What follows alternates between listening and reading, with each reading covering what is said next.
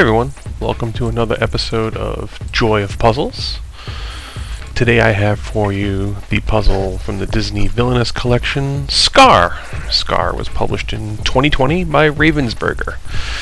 Alright, so those of you that listen all the time, you can skip ahead a couple seconds. Alright, Ravensburger. Established in 1883, they originally founded in Germany, and they released their first board game in 1884. For the first couple generations of their existence, they focused purely on educational publications and games, and it wasn't until the 1960s that they sold their first jigsaw puzzles. They are a $60 million company with 2,000 employees around the world, and while they don't hold the world record for the largest puzzle, they do have two of the largest commercially available puzzles. They are 40,000 pieces. They are Disney themed, as these folks are clearly a licensed distributor for the Disney products. And they measure 22.5 feet by 6.5 feet in size. Colossal would be an understatement. Someday I'll build one. We'll see. Alright, let's talk about today's puzzle. Today we have for you Scar from The Lion King. Now, normally I want to give credit to the artist. In this case, there is no one artist. There's a team of artists. If you want to see the long list, go ahead and rent the movie The Lion King from 1994. Not the live action, not the numerous sequels that came out after that. And watch it with your kids. Couple tidbits: in 1994, Lion King was the highest grossing film in the world. In the US, the only movie that beat it was Forrest Gump, but everything else didn't stand a chance. The other interesting thing is, when I talked about the artists, 20 minutes of this film were actually animated at Disney's MGM Studios. Ultimately, there were 600 different animators and technicians involved in that process. They made over 1 million drawings, including over 1,000 hand-painted backgrounds and over 100,000 colored frames of film. They also had to invent new software for the animated scene where the wildebeest are rushing. That took 3 years, that process alone. That someone finally made some software where they could animate it and not have all the critters run into each other and make it look basically natural. Interesting stuff. Just as interesting is the strategy we employed to build this puzzle. Now, normally I would say build the border first, but having built a number of puzzles in this series, and that list is long, and I'm going to a little self-promote here: Hades, the Evil Queen, Ursula, the Queen of Hearts, Ratigan, Dr. Facilier, Jafar, and Captain Hook, we have learned that building the border at the beginning of this puzzle is simply a waste of time. The edge is a single color with 2 little stripes through it, and figuring out where they all go, yeah, you can do it, but again, it's just not worth it. It's way easier to do at the end in this case, not normal in the case. This puzzle also had the little pink line, which I think is a manufacturing tool for alignment purposes around the edge, and that makes it extra easy because the distance from that line to the edge of the puzzle is not the same around the puzzle, so you quickly can figure out what side of the puzzle the pieces belong on. What else would be employed for strategy? Well, again, we've built a lot of these. So as usual, we started with the central, we'll call it the game piece, because this is based on a game. And it's usually the brightest, most vivid object in the puzzle, and this was no exception. And then we worked on the main character, Scar. Now there's something about this puzzle that made it super easy. I will say there was 3 of us working on it, but the individual frames in this puzzle were bold, different colors, and very unique. So we built this whole puzzle in 2 hours and 20 minutes, one sitting, which is ridiculously fast. And the strategy we employed was no different than we've done for all these puzzles. We focused on the couple large, bright colored objects, and then frames, individual frames spread throughout the puzzle, and the individual pictures within it.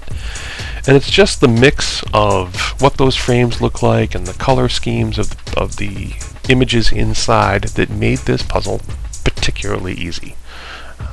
Yeah, I'm going to go and say that 2 hours and 20 minutes for 3 people is ridiculously fast for a 1,000-piece puzzle. And while we're on this subject, we'll finish a little bit about stats. I mean, it is a 1,000-piece puzzle. It's, again, we were building it, and we're like, we might actually get this done in one sitting, and we did. We wanted to get it done by a particular time, and yeah, it all came together. Again, 3 people with an aptitude for puzzling, which makes a difference, of course, and at this point, having built so many of these, we knew exactly how we wanted to do it, so it worked out quite well. Let's jump to the review. I'm going to rate this puzzle in 4 different categories on a scale of 1 to 5. The first category is the puzzle material quality itself. Ravensburger uses a blue chip recycled material, and for recycled material it's above average, but in the grand scheme of things it is average. It is a 3. Everything is properly bonded, all the pieces are crisp and clean, and all, you know, it's a good puzzle. I will complain as usual about the blue dust. There's just something about these Ravensburger puzzles that leave behind a ton of blue dust that has to be cleaned up. Strange.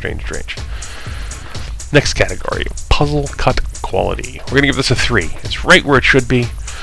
There's only on occasion you can put a piece in the wrong spot, though I would argue with the time we showed here, it feels like we didn't do that with single, not once, but cut quality is right where it should be. It's a 3.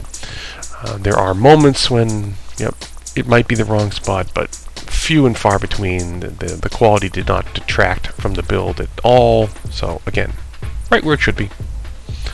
Difficulty, well, I don't think I've ever done this, but for a 1,000-piece puzzle, I have to give this one a 1. And maybe it's just having built so many that they've become very routine and very easy for us, and maybe that's the reason for this. But 2.5 hours, 3 people. I mean, it's the length. It's almost the length of the movie, right, to build this puzzle, which is crazy. So I have to give this one just a 1. Not a bad thing at all, but it is a 1. The next category, frameability, the most subjective of all the categories. My personal opinion of, would I hang this on my wall? If I were the type of person that built the puzzle only once, would I seal this and keep it forever and never build it again? Well, it's a 3 for me. It is not what I would call fine art, though it's certainly the result of a lot of artists doing a lot of work to make all these images. It is, in my eyes, a poster that someone who is into this game would want to hang in their room, assuming Scar made their list of favorite villains. And of course, how could he not? I mean, you think about the cast of characters in here, you know, the voice acting is amazing. Who doesn't want Scar hanging in their room?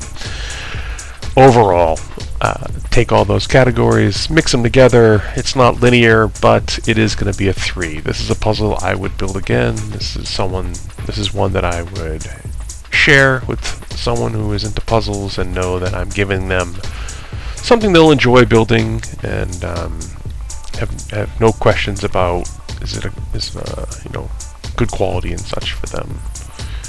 They'll definitely enjoy every minute of it. So overall, a 3. Here at the end, you're going to see me take the border apart, put it in a little plastic baggie. That's just to save the little bit of sort time. Though in this case, it might make the puzzle only take, I don't know, 2 hours at that point. Who's to say? The other little tip is put all the pieces in a big Ziploc bag so that if the puzzle box were to fall, you don't spill pieces everywhere, and you can control what might be a terrible mess, especially if there's more than one puzzle involved. No one wants that to happen, so do yourself a favor when you're done building puzzles, put them in a Ziploc bag and separate the edge pieces.